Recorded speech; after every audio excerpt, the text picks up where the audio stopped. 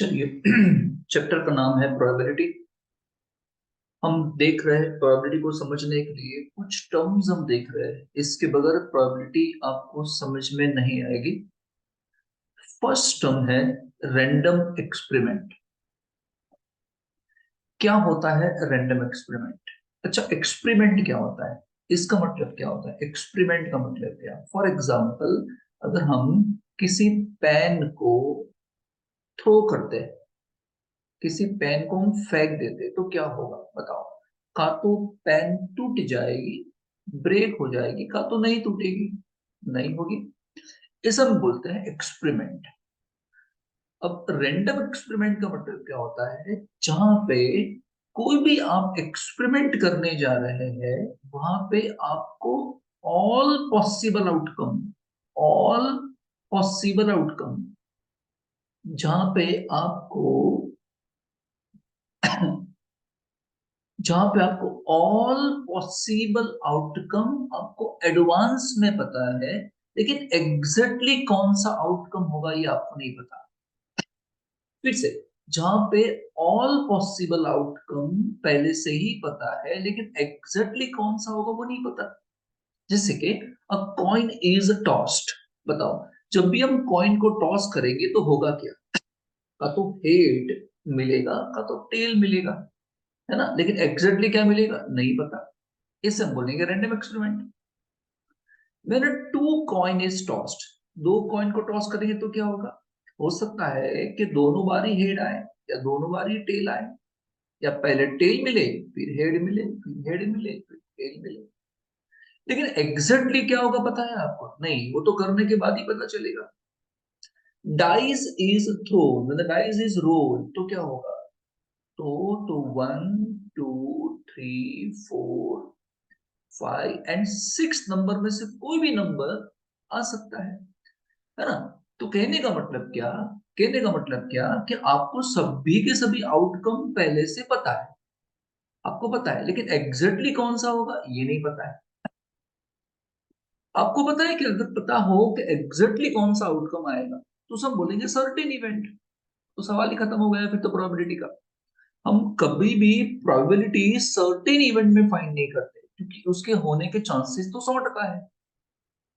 और कभी भी हम प्रोबेबिलिटी अनसर्टेन इवेंट में भी फाइंड नहीं करते हैं, क्योंकि उसके भी नहीं होने के चांसेस 100% है। तो हम प्रोबेबिलिटी ऑलवेज रैंडम एक्सपेरिमेंट में फाइंड करते हैं, है ना? अनसर्टेन इवेंट में ऐसे इवेंट में फाइंड करते हैं जो हो भी सकता है और नहीं भी हो सकता है, ऐसा। ठीक है, चलिए। दूसरा है सैंपल स्पेस। दूसरा टर्म है सैंपल स्पेस। सैंपल स्पेस का मतलब क्या? सैंपल स्पेस का मतलब क्या? The set of all possible outcome of a random experiment is called sample space। एक सेट बनाओ, एक आप एक सेट तैयार करो, है ना? जो जो भी आउटकम्स निकलने वाले हैं उसका एक सेट तैयार करो, है ना? रैंडम एक्सपेरिमेंट जो होगा, उसके जो भी आउटकम्स निकलने वाले हैं उसका एक सेट तैयार करो। इस सेट को हम क्या बोलते हैं? सैंपल स्पेस, है ना?